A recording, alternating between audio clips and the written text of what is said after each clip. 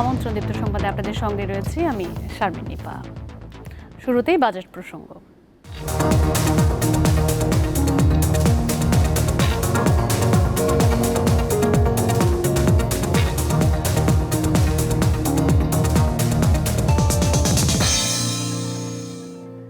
জাতীয় সংসদে 2024-25 অর্থ বছরের বাজেট পেশ করেছেন অর্থমন্ত্রী আবুল হাসান মাহমুদ আলী। প্রস্তাবিত বাজেটের আকার 7,97,000 কোটি টাকা। বিকেল 3টা থেকে সংসদে সুখী সমৃদ্ধ উন্নত স্মার্ট বাংলাদেশ বিনির্মাণে অঙ্গীকার শীর্ষক বাজেট বক্তব্য রাখেন অর্থমন্ত্রী। আওয়ামী লীগ নেতৃত্বাধীন সরকারের 25তম এবং অর্থমন্ত্রী আবুল হাসান মাহমুদ আলীর প্রথম বাজেট এটি। চলতি অর্থ বছরের তুলনায় বাজেটের আকার শতকরা 4.62 বেড়েছে। এর আগে প্রস্তাবিত বাজেট অনুমোদন করে মন্ত্রিসভা।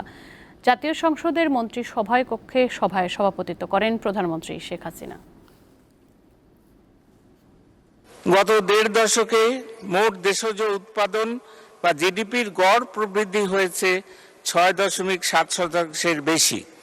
দারিদ্র্যের হার 18.7% এবং অতি দারিদ্র্যের হার 5.6% নেমে এসছে। বিদ্যুৎ খাতে উৎপাদন সক্ষমতা 6 গুণ বৃদ্ধি পেয়ে দাঁড়িয়েছে 30,277 মেগাওয়াটে। 2024-25 অর্থ বছরের প্রস্তাবিত বাজেটে বার্ষিক উন্নয়ন কর্মসূচি এডিপির আকার 2,65,000 কোটি টাকা। শুধু যোগাযোগ অবকাঠামোতে 80,498 কোটি টাকা বরাদ্দের প্রস্তাব করেছেন অর্থমন্ত্রী। বৃহস্পতিবার বাজেট বক্তব্যে তিনি এই তথ্য দেন। দ্বাদশ জাতীয় সংসদ নির্বাচনে আওয়ামী লীগের নির্বাচনী ইশতেহারে যে 11টি বিষয়কে গুরুত্ব দেয়া হয় তার মধ্যে অন্যতম দৃশ্যমান অবকাঠামো বৃদ্ধি করে অর্থনীতিতে গতি আনা। সরকারের বর্তমান মেয়াদের প্রথম প্রস্তাবিত বাজেটে তার প্রতিফলন রয়েছে অর্থমন্ত্রীর বক্তব্যে। 2024 শুরু করা হয়েছে। বৃহস্পতিবার 2024-25 অর্থ বছরের প্রস্তাবিত বাজেট বক্তব্যে অর্থমন্ত্রী জানান, বার্ষিক উন্নয়ন কর্মসূচির প্রস্তাবিত আকার হচ্ছে 2,65,000 কোটি টাকা। এছাড়া এনইসি স্বায়ত্তশাসিত সংস্থা বা কর্পোরেশনের জন্য বরাদ্দ 13,288 কোটি টাকা। ফলে এই বরাদ্দ সহ 2024-25 জন্য এডিপির মোট আকার দাঁড়িয়েছে 2,78,288 কোটি টাকা। তৃতীয় টার্মিনাল এডিপির এই বরাদ্দ খরচ হবে 1,133টি বিনিয়োগ প্রকল্প, 21টি সমীক্ষা প্রকল্প, 87টি প্রযুক্তিগত সহায়তা প্রকল্প সহ সব মিলে 1,321টি প্রকল্পে। 2041 সাল নাগাদ 12টি এক্সপ্রেসওয়ে এবং 10টি এলিভেটেড এক্সপ্রেসওয়ে নির্মাণের পরিকল্পনা রয়েছে।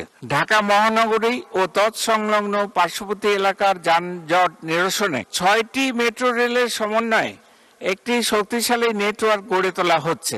এডিপির বরাদ্দের সবচেয়ে বেশি অংশ খরচ হবে সড়ক ও রেল সহ বিভিন্ন যোগাযোগ অবকাঠামো খাতে। দেশের ব্যবসা বাণিজ্য, সরবরাহ ব্যবস্থা ইত্যাদির গুরুত্ব বিবেচনায় যোগাযোগ অবকাঠামো উন্নয়ন বাবদ আগামী 2024-25 অর্থ বছরে 80,498 কোটি টাকা বরাদ্দ প্রদানের প্রস্তাব করছি। অর্থমন্ত্রী জানান, বর্তমানে দেশে 30,277 মেগাওয়াট বিদ্যুৎ উৎপাদন সক্ষমতা রয়েছে। 2030 সালে এটিকে 40,000 মেগাওয়াটে উন্নীত করতে চায় সরকার। একই সাথে সুনীল অর্থনীতির বিষয়ে গবেষণা ও অনুসন্ধান চালাতে 100 কোটি টাকা বিশেষ বরাদ্দের প্রস্তাব দেন তিনি। মাহমুদ শাওন, দীপ্ত সংবাদ, ঢাকা। প্রস্তাবিত বাজেটে নতুনভাবে লুটের পরিকল্পনা করা হয়েছে বলে মন্তব্য করেছেন বিএনপি মহাসচিব মির্জা ফখরুল ইসলাম আলমগীর। বাজেটে আয়ের চেয়ে ব্যয় অনেক বেশি বলেও মন্তব্য করেন তিনি। বিকেলে গুলশানে দলের চেয়ারপারসনের রাজনৈতিক কার্যালয়ে এসব কথা বলেন মির্জা ফখরুল। লুটেরাদের দেশে পরিণত হয়েছে, সরকার লুটেরাতে পরিণত হয়েছে।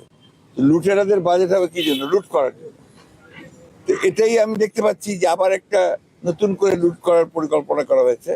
অর্থাৎ এই যে আপনাদের সেই তথাকথিত বাজেট যেটা দেওয়া হয়েছে আর কি, এই বাজেটে আপনার আয়ের চেয়ে ব্যয় অনেক বেশি, এবং আপনার যে সমস্ত জায়গাগুলোতে আপনার আয়ের অংশ দেখানো হচ্ছে তাতে করে সাধারণ মানুষের উপরে সমস্ত বোঝাটা গিয়ে পড়ে যাচ্ছে।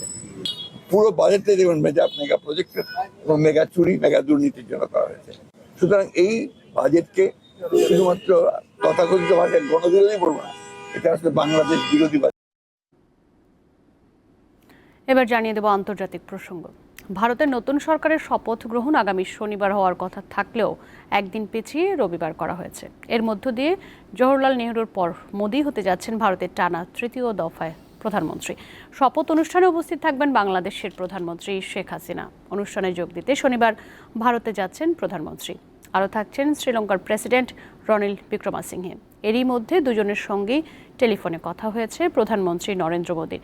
টানা তৃতীয়বারের মতো প্রধানমন্ত্রী হতে যাওয়া নরেন্দ্র মোদীকে শুভেচ্ছা জানিয়েছেন মার্কিন প্রেসিডেন্ট জো বাইডেন এবং রাশিয়ার প্রেসিডেন্ট ভ্লাদিমির পুতিন। ফেসবুক পোস্টে বাইডেন আর ফোন করে রুশ প্রেসিডেন্ট মোদীকে শুভেচ্ছা জানিয়েছেন। এরই মধ্যে বিরোধী দলে থাকার ঘোষণা দিয়েছে কংগ্রেস। বুধবার নির্বাচনের ফলাফলের পর সরকার গঠনের সম্ভাব্য কৌশল নিয়ে আলোচনায় বসে দলটি। বৈঠক শেষে সাংবাদিকদের কংগ্রেস সভাপতি বলেন, বিরোধী দলে থাকলেও ফ্যাসিস্ট সরকারের শাসনের বিরুদ্ধে অব্যাহত থাকবে আন্দোলন।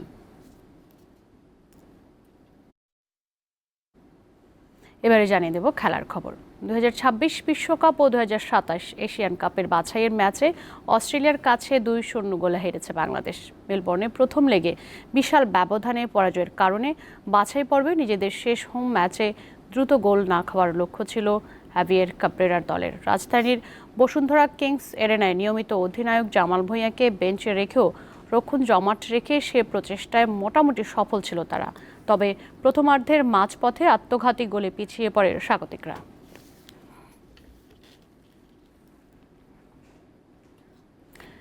টি-20 বিশ্বকাপে নিজেদের দ্বিতীয় ম্যাচে আজ পাকিস্তানের মুখোমুখি হবে যুক্তরাষ্ট্র। ডালাসে এ গ্রুপের ম্যাচটি শুরু হবে রাত 9:30। রাত 1টায় ওয়েস্ট ইন্ডিজের বার্বাডোস বি গ্রুপের ম্যাচে নামিবিয়া খেলবে স্কটল্যান্ডের বিপক্ষে।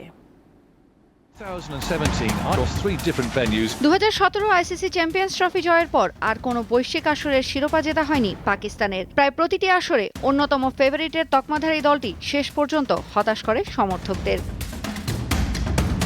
এবার আসর শুরুর আগে দলটিতে অস্থিরতা দেখা দেয়। মাসখানেক আগে বোর্ডের সাথে খেলোয়াড়দের দ্বন্দ্বের বিষয়টি সামনে আসে। তাই মাঠের পারফরমেন্সের দিকে পূর্ণ মনোযোগ রাখা বাবর আজমদের জন্য মোটেই সহজ নয়। তবে যে কোনো সময় ঘুরে দাঁড়ানোর সক্ষমতা রয়েছে পাকিস্তানের। অবশ্য ভারতের মতো শক্ত প্রতিদ্বন্দ্বী না হলেও বিভিন্ন দেশের অভিবাসী ক্রিকেটারদের নিয়ে গড়া যুক্তরাষ্ট্র দলটিও খুব একটা অবহেলার পাত্র নয়। বিশেষ করে বাংলাদেশকে সিরিজে হারানোর পর আসরে প্রথম ম্যাচে কানাডার বিপক্ষে অ্যারন জোন্স, অ্যাড্রিয়ান গোউসদের ব্যাটিং তাণ্ডব হালকাভাবে নেয়ার কোনো সুযোগ নেই।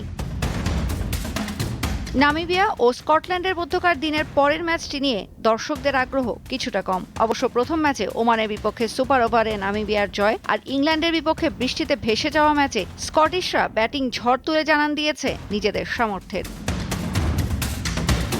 তৌসিয়া ইসলাম, দীপ্ত স্পোর্টস। দর্শক, এ ছিল এখনকার মতো। আমাদের পরবর্তী সংবাদ রাত 11টায় দেখার আমন্ত্রণ রইল। এছাড়া আরও তথ্য বিনোদনের খবর পেতে যুক্ত থাকুন দীপ্ত টিভির ডিজিটাল প্ল্যাটফর্মগুলোতে। ধন্যবাদ সকলকে এতক্ষণ সঙ্গে থাকবার জন্য।